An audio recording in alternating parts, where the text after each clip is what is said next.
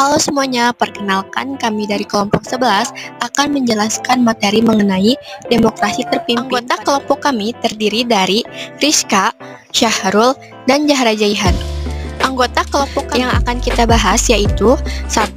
Pengertian, 2. Latar belakang, 3. Tujuan, 4. Kebijakan, dan 5. Akhir. Yang akan kita bahas yaitu, apakah kalian tahu apa itu demokrasi terpimpin?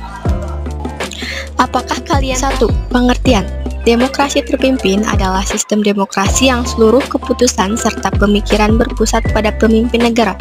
Pada tahun 1959 hingga 1965, Indonesia menerapkan demokrasi terpimpin yang dimana kekuasaan berpusat pada Presiden Soekarno. Konsep sistem demokrasi terpimpin pertama kali diumumkan oleh Presiden Soekarno dalam pembukaan sidang konstituante pada tanggal 10 November 1956.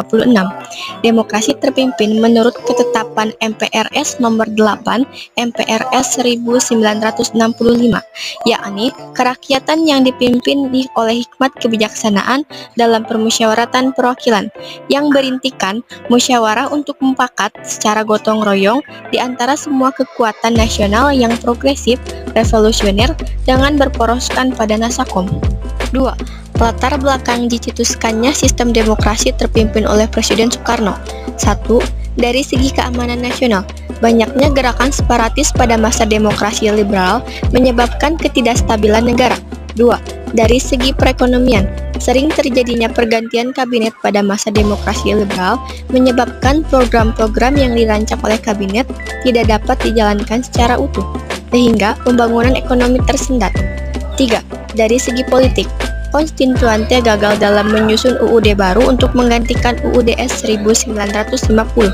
Pada akhirnya, Soekarno mengeluarkan dekret presiden pada tanggal 5 Juli 1959 untuk membubarkan konstituante yang gagal dan menyusun konstitusi yang baru dan kembali ke UUD 1945. 2. Latar belakang dicetuskannya sistem demokrasi terpimpin oleh Presiden Soekarno. 1. Dari segi keamanan nasional, banyaknya gerakan separatis pada masa demokrasi liberal. 3. Tujuan demokrasi terpimpin di Indonesia meliputi 1. Stabilitas politik, mengatasi ketidakstabilan politik yang terjadi akibat persaingan ideologi dan partai politik. 2. Penguatan Pancasila, memperkuat ideologi Pancasila sebagai dasar negara dan mempersatukan berbagai golongan masyarakat. 3.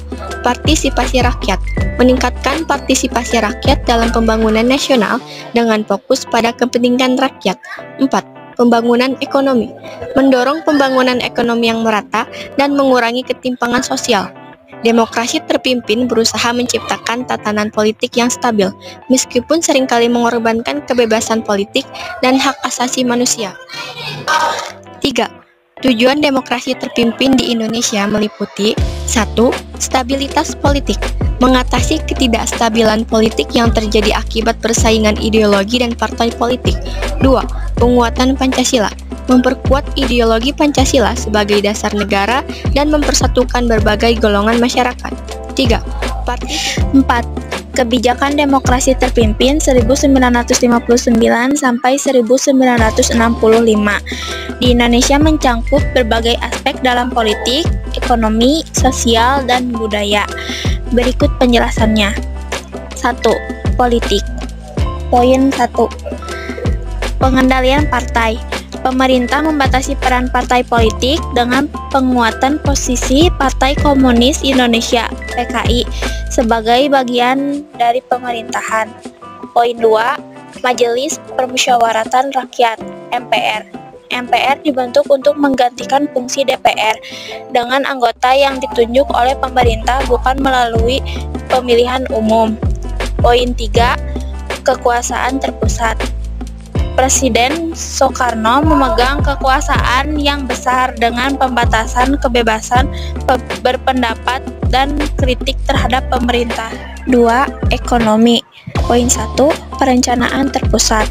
Pemerintah menerapkan rencana ekonomi 5 tahun, fokus pada pembangunan infrastruktur dan industri nasional. Poin 2, nasionalisasi. Banyak perusahaan asing dinasionalisasi untuk meningkatkan kontrol negara atas sumber daya ekonomi. Poin 3, program pembangunan. Melaksanakan program-program pembangunan yang ditunjukkan untuk meningkatkan kesejahteraan rakyat dan mengurangi kemiskinan sosial. Poin 1, pembangunan sosial.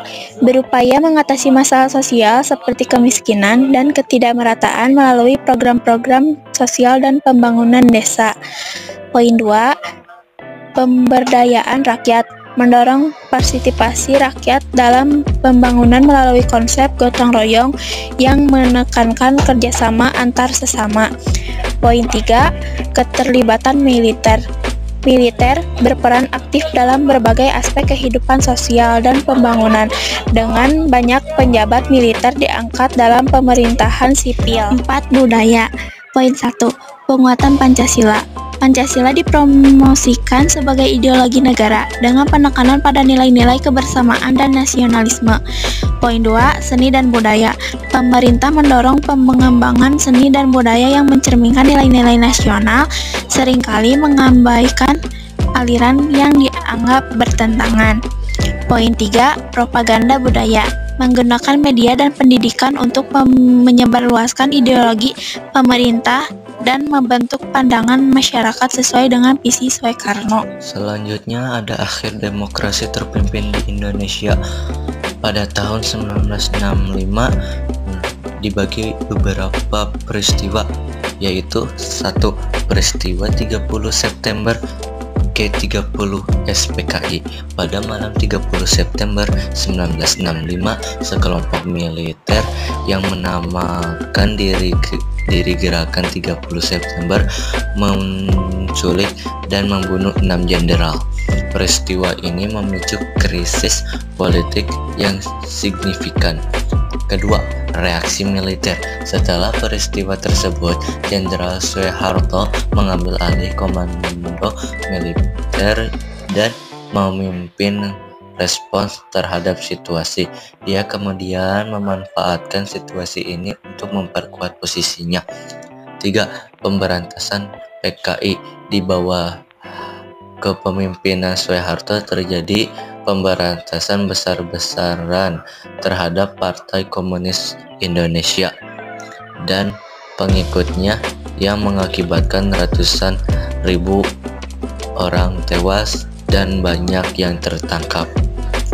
4. Transisi kekuasaan. Soeharto secara bertahap mengambil alih kekuasaan dari Presiden Soekarno yang pada akhirnya mengeluarkan dekrit Presiden pada 22 Februari 1966 yang memberikan kekuasaan lebih kepada Soeharto. 5. Pembentukan Orde Baru. Pada tahun 1966, Soeharto secara resmi memulai era Orde Baru yang menandai perubahan besar dalam sistem politik dan ekonomi Indonesia, beralih dari demokrasi terpimpin ke pemerintah otoriter yang lebih stabil dan terpusat.